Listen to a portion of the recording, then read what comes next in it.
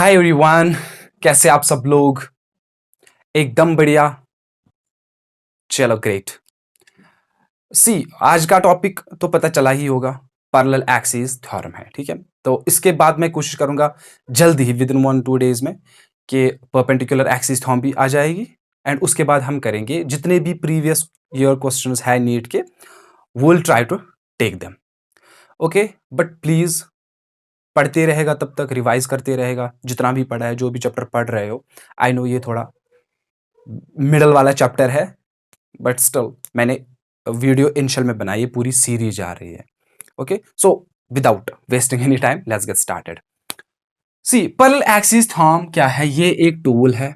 क्या है ये? टूल जिससे हम क्या करते हैं, जिससे हम निकालते हैं मोमेंट ऑफ इनर्शिया।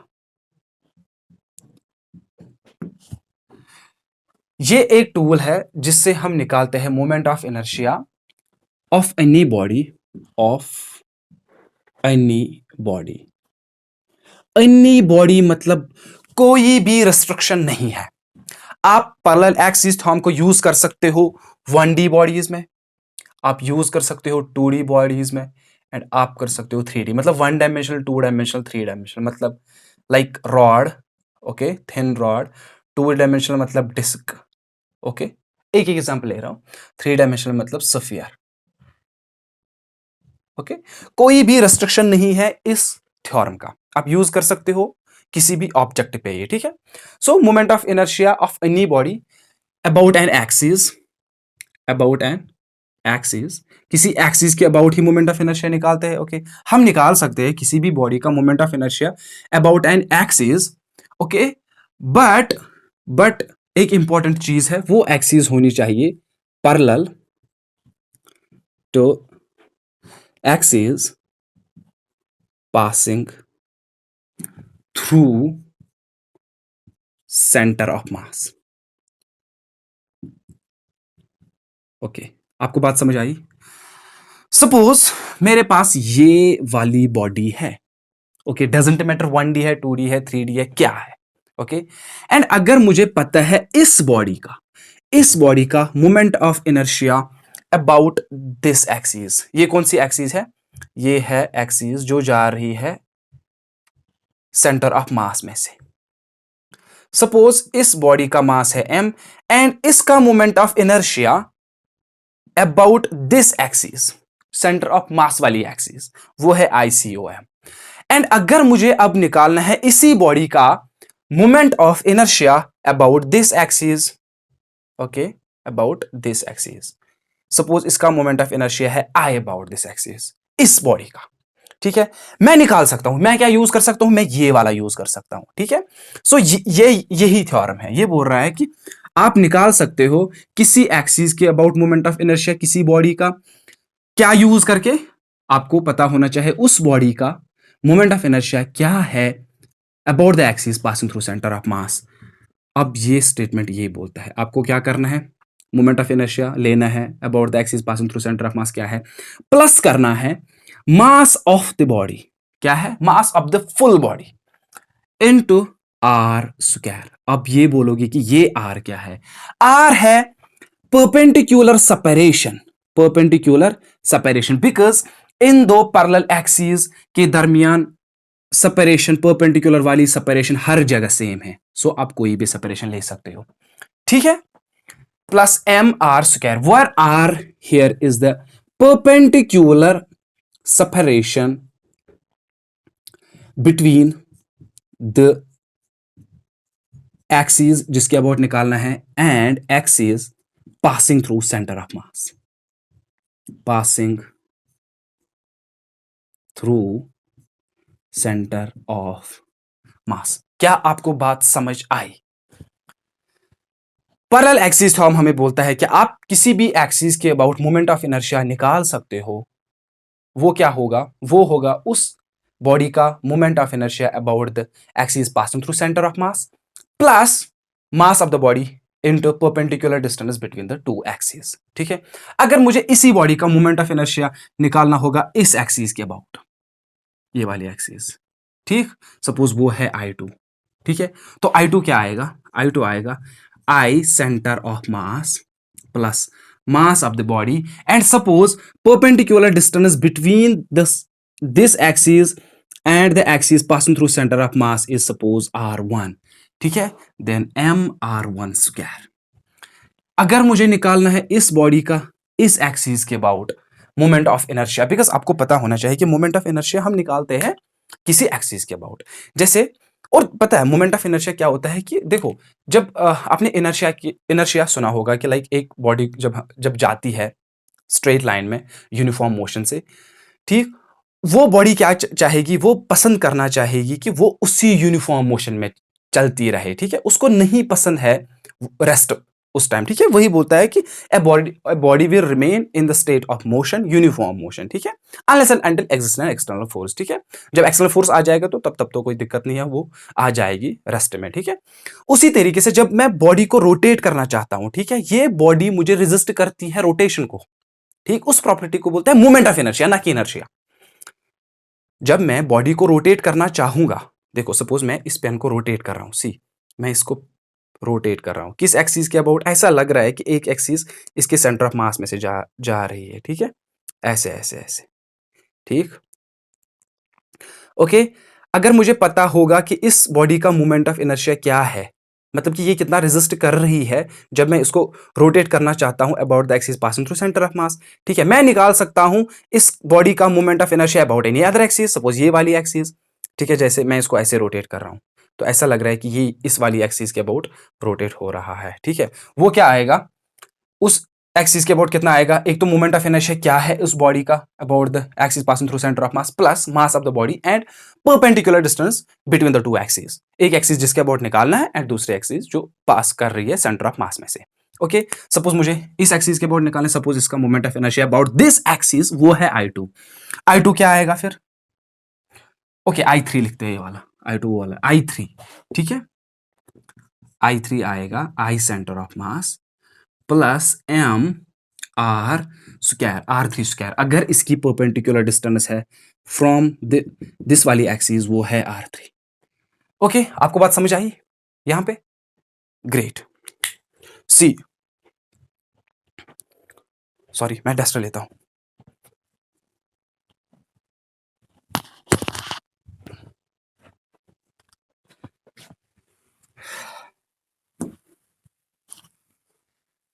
देखो आपको कुछ इंपॉर्टेंट पॉइंट्स याद रखने होंगे regarding the parallel axis theorem. सबसे इंपॉर्टेंट पॉइंट ये है कि we can use parallel axis theorem to any body, doesn't matter 1D है 2D है, 1D में भी अप्लाई कर सकते हैं, 2D में भी अप्लाई कर सकते हैं एंड 3D में भी अप्लाई कर सकते हैं, ओके। दूसरा पॉइंट आपको याद रखना होगा कि द एक्सिस जिसके अबाउट हमें मोमेंट ऑफ इनर्शिया फाइंड करना है, the axis should be parallel to the axis passing through center of mass, passing through centre of मास। ऐसा नहीं है कि आप इस थ्योरम को कहीं पे भी यूज कर सकते हो कि आपको दो एक्सिस दी हुई होगी जो पैरेलल है एक दूसरे के एंड आप इस थ्योरम को यूज कर सकते हो, नहीं ऐसा नहीं है। एग्जांपल के तौर पे जैसे ये बॉडी है, ओके, एंड ये इसका सेंटर ऑफ मास है, सपोज इस बॉडी का moment of inertia about this axis I1 है एंड सपोज ये एक्सिस I2 है, एक्सिस पैरेलल है इस एक्सिस के, ये पास नहीं कर रही है सेंटर ऑफ मास में से, ठीक है, एंड सपोज इस बॉडी का इस एक्सिस के अबाउट है वो है I2, मैं ये नहीं कर सकता I2 equals I1 plus mr square, because ये वाली एक्सिस पास नहीं हो रही है सेंटर, तो एक एक्सिस पास करनी चाहिए सेंटर ऑफ मास में से, तब हम इस थ्योरम का यूज कर सकते हैं। You understand the point. ऐसा बिल्कुल भी नहीं है कि आप कोई भी दो एक्सिस लोगे जो पैरेलल होंगे एक दूसरे के, नहीं, एक एक्सिस एनी हाउ पास होनी चाहिए सेंटर ऑफ मास में से। You understand? ओके। तीसरा पॉइंट, जो डिस्टेंस है, मतलब कि जो आर है, जो आर स्क्वायर में आर है, आर स्क्वायर में आर है, वो क्या है?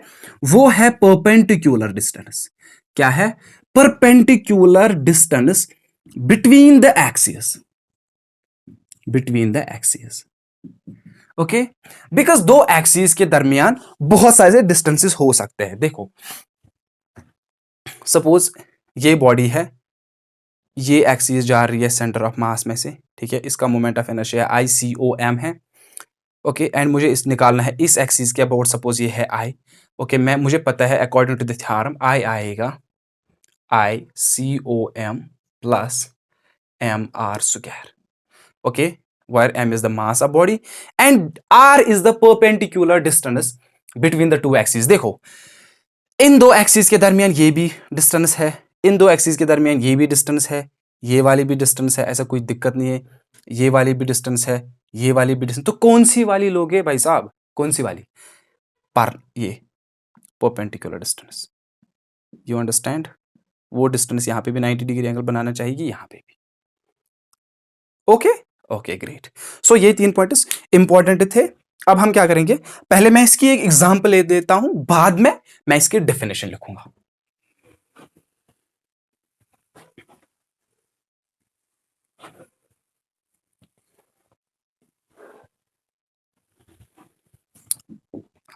सी, सपोज ये 1 डायमेंशनल रॉड है। क्या है? 1D rod.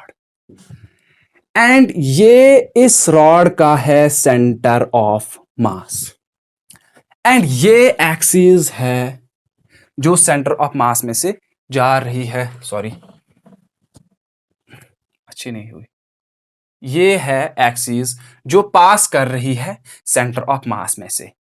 एंड हमें पता है इस बॉडी का, इस रॉड का, जिसका मास है m एंड जिसकी टोटल लेंथ है l, from this point two this point, इसकी लेंथ क्या है? l। हमें पता है इस रॉड का moment of inertia about this axis जो पास कर रही है सेंटर ऑफ मास में से, वो है ml स्क्वायर डिवाइडेड बाई 12।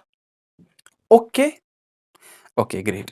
अगर मुझे निकालना है इसी रॉड का moment of inertia about this axis, about this axis, क्या ये एक्सिस पैरेलल है इस एक्सिस के? एग्जैक्टली है। क्या एक एक्सिस जा रही है सेंटर ऑफ मास में से? जा रही है सेंटर ऑफ मास में से। क्या मुझे पता है moment of inertia about that axis? पता है।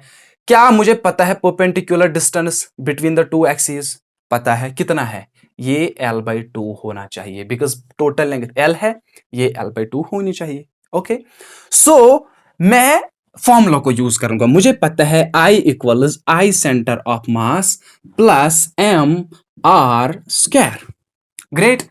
सी, यहां पे मोमेंट ऑफ इनर्शिया इस रॉड का about the axis passing through centre of mass कितना है? ML square divided by 12। I hope कि आपको ये चीज पता होगी, बिकॉज हमने ये डिटेल में डिराइव किया हुआ है। ठीक है, अगर नहीं देखे हैं प्रीवियस वीडियोस तो प्लीज जाके देख लो। अगर देखे हैं या अगर आपको पता है ये चीज, तो कोई भी जरूरत नहीं है देखने की।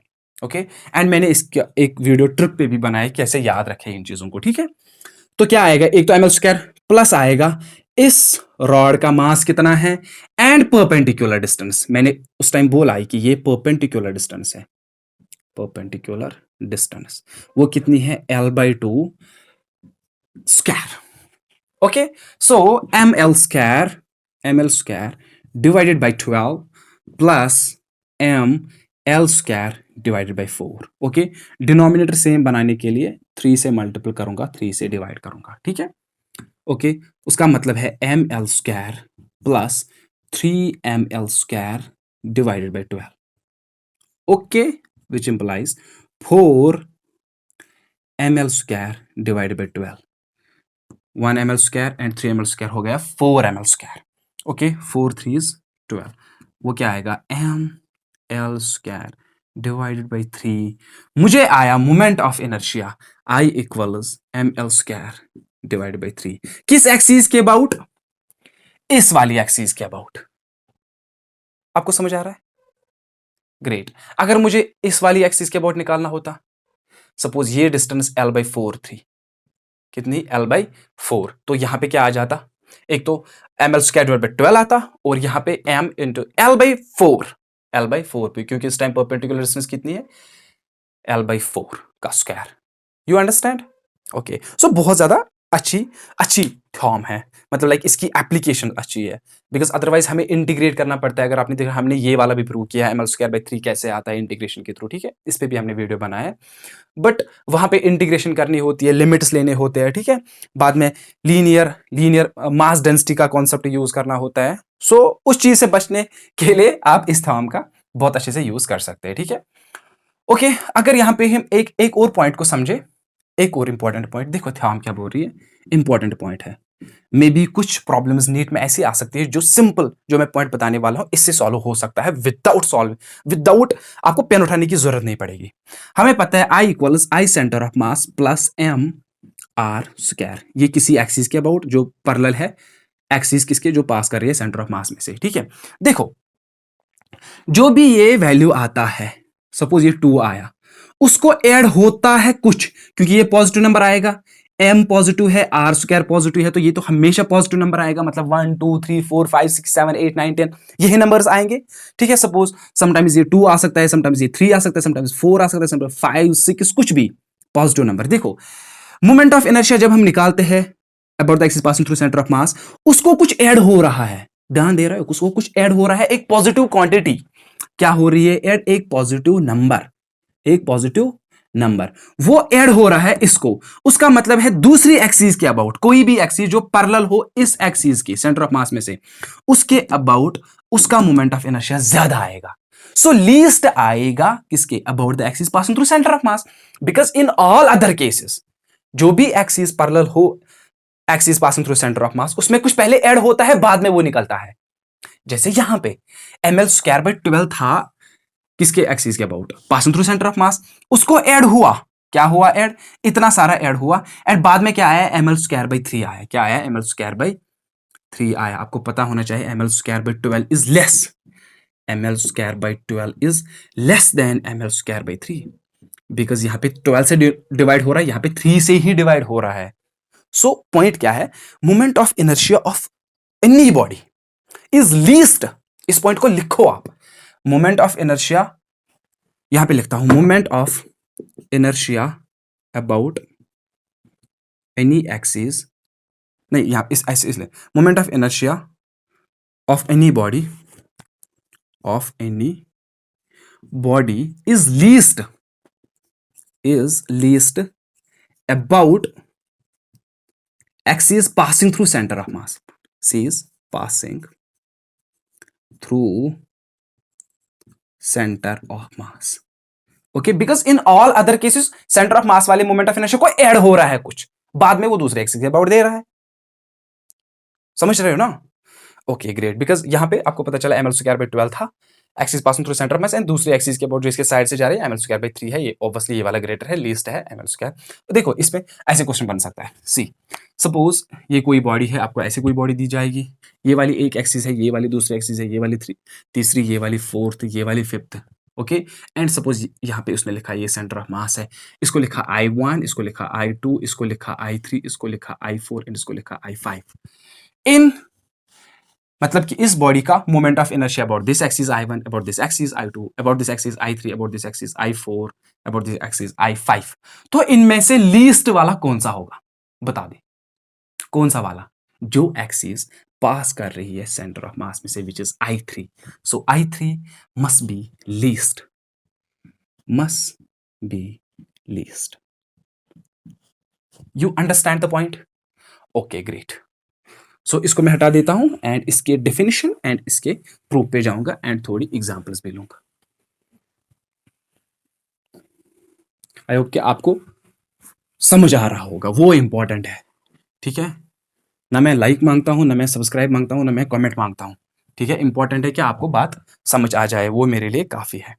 ठीक है, देखो ये क्या बोल रहे हैं, पहले वहां पे फॉर्मूला लिखते हैं, उससे आसान रहेगी हमारी डेफिनेशन लिखना। ओके, सी इसकी definition, moment of inertia about any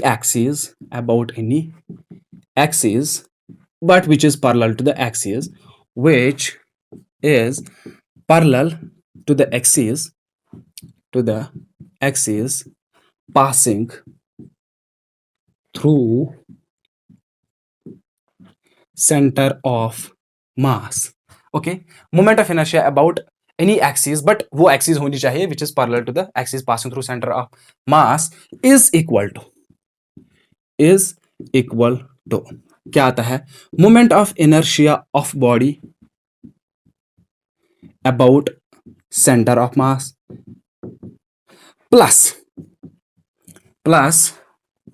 product of mass of the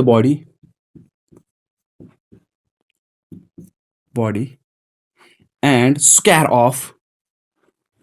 of perpendicular distance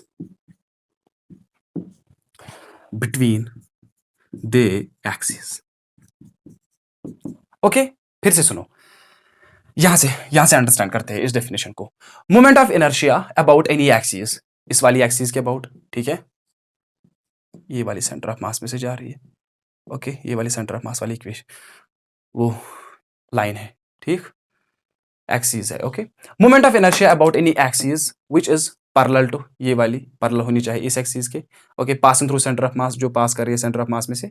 okay, is equal to moment of inertia about the center of mass, I centre of mass, plus product of the mass of the body and square मतलब उसको square करना है। Okay, square of the perpendicular distance between the axis, ये R. You understand? आपको बात समझ आ रही है? यहाँ पे बहुत ज्यादा गर्मी हो रही है, ठीक, बट प्लीज आप भी पढ़ाई करो, बहुत अच्छे से पढ़ाई करो, बिकॉज कुछ ही ईयर्स होते हैं पढ़ाई करने के, उसके बाद मतलब लाइक मैं ये नहीं बोलूंगा कि बिल्कुल ज्यादा ईज हो जाएगी लाइफ, बट फिर भी थोड़ा सेटिस्फैक्शन मिल जाता है। बिकॉज अगर ये टाइम गया 2 साल, जब आप अगले साल या नेक्स्ट ईयर नीट दोगे, या आप मे बी नीट के लिए प्रिपेयर कर रहे होंगे या जेई के लिए प्रिपेयर कर रहे होंगे, ठीक है, तो फिर थोड़ी बहुत दिक्कत हो जाती है। अभी के लिए जितना भी वक्त है इसको यूटिलाइज करो, अच्छे से यूटिलाइज करो, प्रॉब्लम्स करो, जितने भी कॉन्सेप्ट्स है उनको रिवाइज करो, फॉर्मूलाज याद कर लो। मैं याद करने का भी मैं रिकमेंडेशन कर रहा हूँ, ठीक है, याद भी कर लो फॉर्मूलाज को, इंपॉर्टेंट होते हैं। अगर आपको ये फॉर्मूला पता नहीं है तो यार क्या फायदा इतनी बड़ी डेफिनेशन लिखने का। ओके, सो इंपॉर्टेंट ये फॉर्मूला है, इसको याद कर लेना चाहिए। ओके ओके, सी अब हम इसके प्रूफ पे जाते हैं। इसका प्रूफ छोटा ही है, डिफिकल्ट नहीं है, बस उसमें एक पॉइंट है जो मुझे समझाना है। ओके, पहले मैं इसमें एक डाल देता हूं बिकॉज मुझे लगता है कि ये अच्छे से वर्क ही नहीं कर रहा है।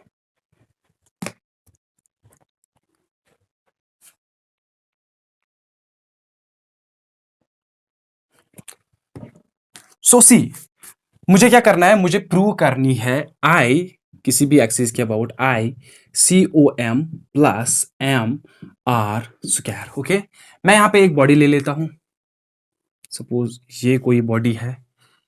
ओके, एंड सपोज ये इस बॉडी का ओरिजिन है, क्या है, ओरिजिन भी है एंड सेंटर ऑफ मास भी, ओरिजिन एंड सेंटर ऑफ मास भी। ओरिजिन का मतलब इसके कोऑर्डिनेट 0 0 होंगे एंड सेंटर ऑफ मास भी उसी पॉइंट पे है जहां पे ओरिजिन है। Okay, let's say this is the axis passing through centre of mass. Okay, because ये सेंटर ऑफ मास है, एंड लेट्स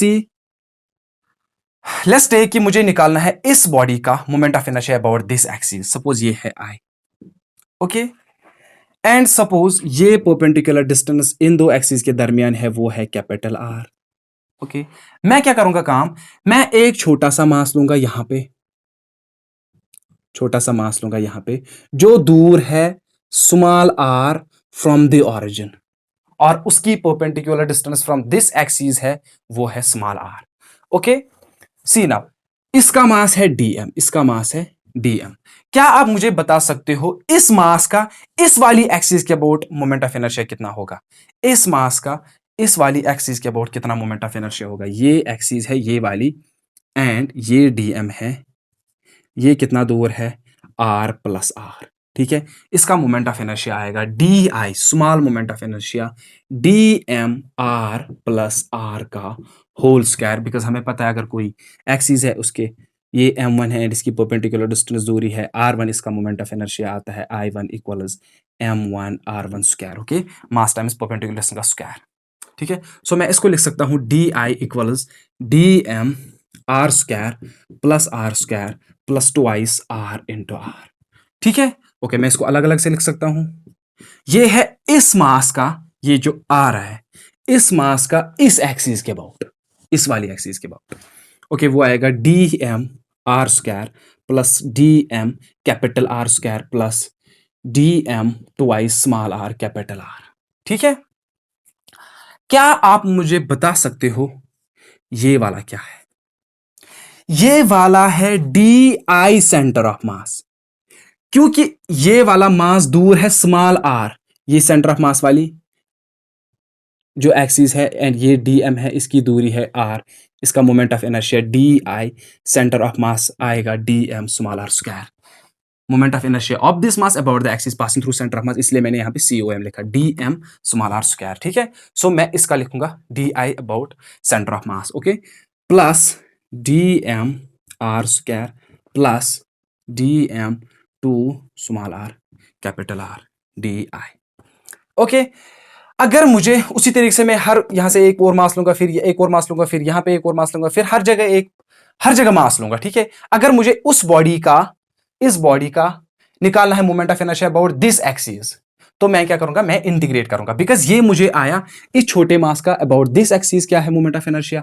अगर मुझे हर एक मास का मोमेंट ऑफ इनर्शिया पता चलेगा इस एक्सिस के अबाउट, मैं बाद में इंटीग्रेट करूंगा, सिंपल इंटीग्रेट करूंगा, okay. So integrating on both sides, integral integral integral integral, तो ये आएगा पूरा moment of inertia of the whole body about this axis, because ये वाला था moment of inertia is the small mass का अबाउट दिस एक्सिस, मैंने integrate किया, मुझे आएगा moment of inertia about the whole body about this axis, okay.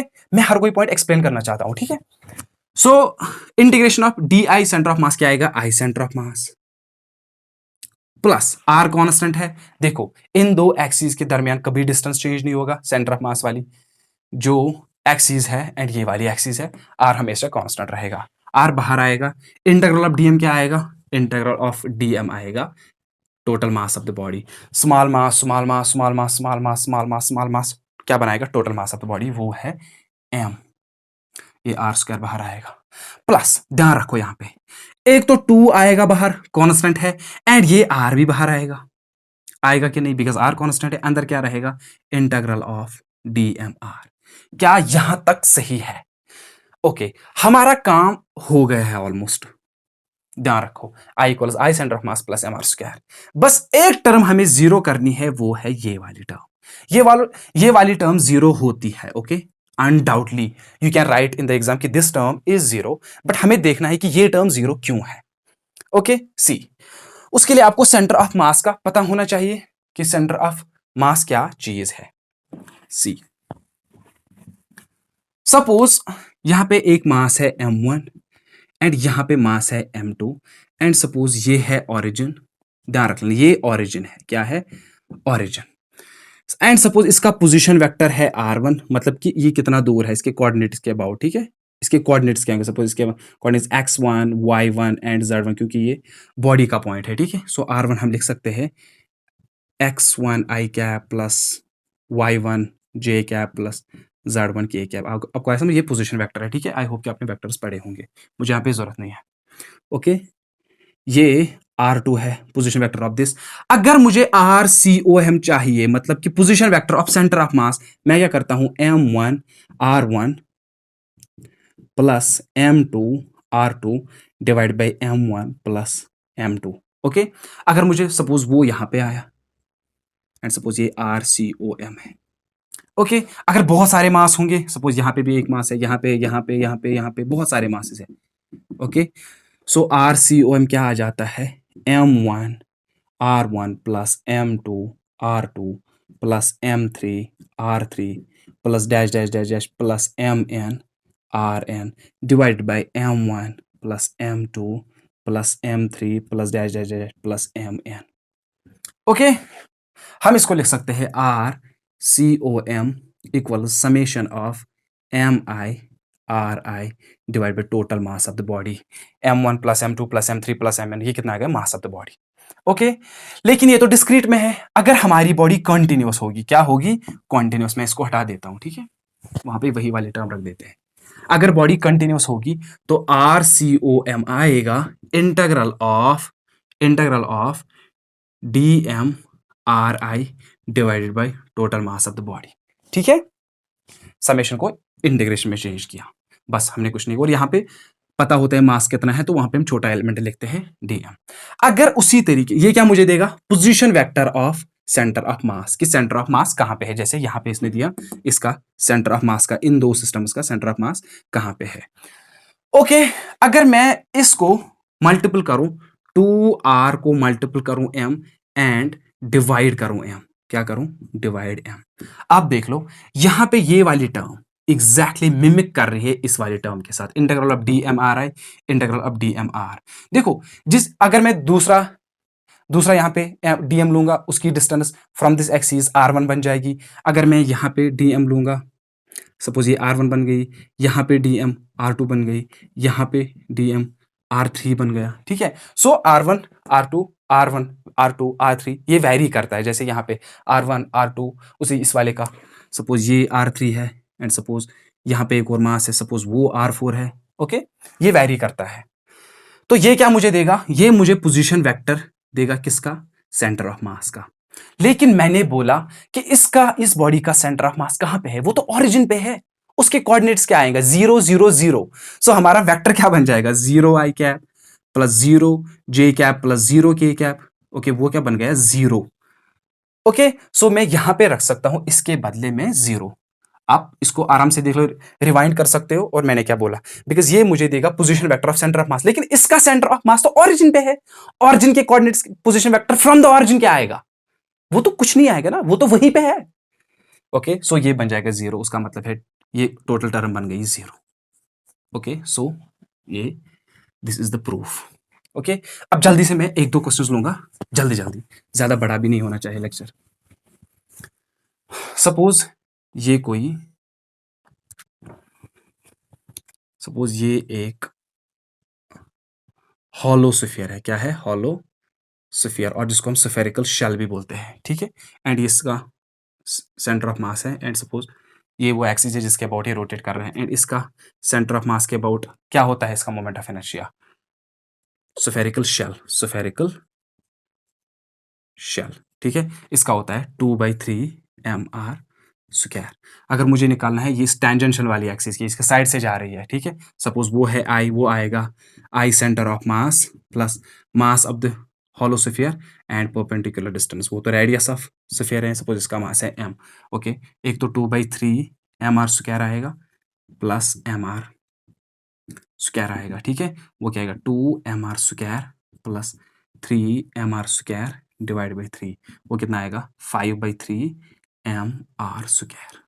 Okay, ये इसका मोमेंट ऑफ इनर्शिया और दिस एक्सिस है. उसी तरीके से अगर मैं यहाँ पे डिस्क लूंगा, ये डिस्क है एंड ये वाली एक्सिस पास कर रही है सेंटर ऑफ मास में से. इसका moment of inertia about centre of mass होता है mr square divide by 2, where m is the mass of the body and r is the radius of the disc. अगर मुझे इस एक्सिस के about निकालना है, ये एक्सिस पैरेलल है, सो मैं इसको पैरेलल एक्सिस फॉर्म से सॉल्व कर सकता हूँ. वो आएगा I equals I centre of mass plus mass of the body perpendicular distance, तो रेडियस ऑफ डिस्क है.